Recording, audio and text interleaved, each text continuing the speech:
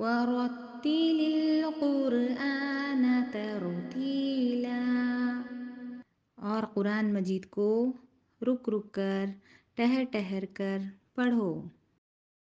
السلام علیکم ورحمۃ اللہ وبرکاتہ۔ حروف کی بدلتی ہوئی شکلیں، یہ سبق نمبر 3 ہے۔ یہ سبق کا مقصد ہے حروف کی مختلف شکلیں، لیٹرز کو کس طرح ڈیفرنٹلی لکھا جاتا ہے۔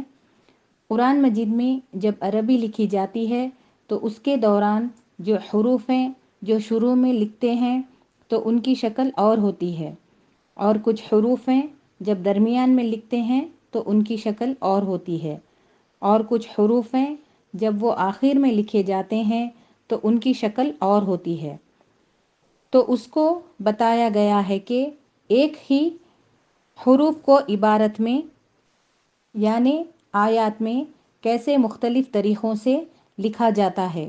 جیسے الف ہر جگہ ایک سیدھی لکیر کی طرح ہوگا، لیکن با ہے، با جب ابتدائی حصے میں لکھا جاتا ہے، مطلب حرف کی ابتدائی حصے میں لکھا جاتا ہے تو با ایسا ہوتا ہے، اور جب با درمیان میں لکھا جاتا ہے تو ایسے لکھا جاتا ہے۔ اسی طرح تا جب لفظ کے ابتدائی حصے میں تا لکھا جاتا ہے تو ایسے لکھا جاتا ہے، اور جب تا درمیانی حصے میں لکھا جاتا ہے تو ایسے لکھا جاتا ہے۔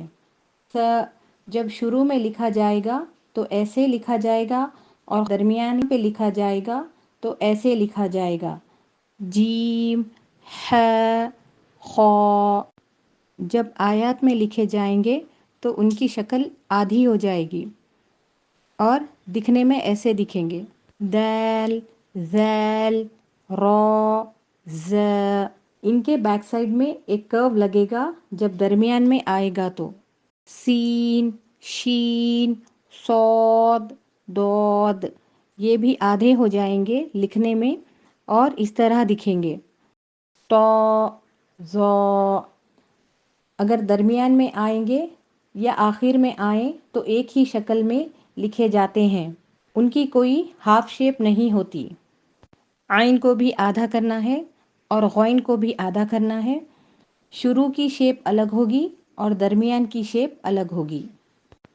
ف، ف کی شکل اس طرح ہوگی، اور قاف درمیان میں آئے گا تو اس طرح آئے گا اور آخر میں آئے گا تو اس طرح آئے گا۔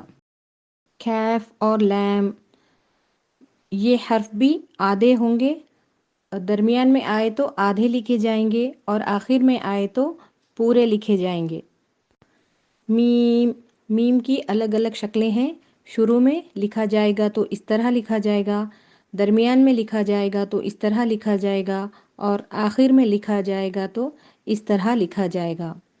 نون، نون شروع میں اس طرح لکھا جائے گا اور درمیان میں اس طرح لکھا جائے گا۔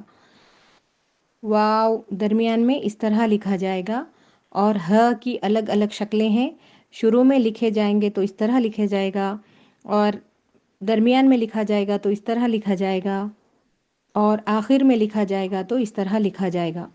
حمزہ ہمیشہ ایک ہی جیسا لکھا جائے گا، اور یا شروع میں اس طرح لکھا جائے گا اور درمیان میں اس طرح لکھا جائے گا۔ امید کرتی ہوں آپ کو سبق نمبر 3 اچھے سے سمجھ میں آ گیا ہوگا۔ السلام علیکم ورحمۃ اللہ وبرکاتہ۔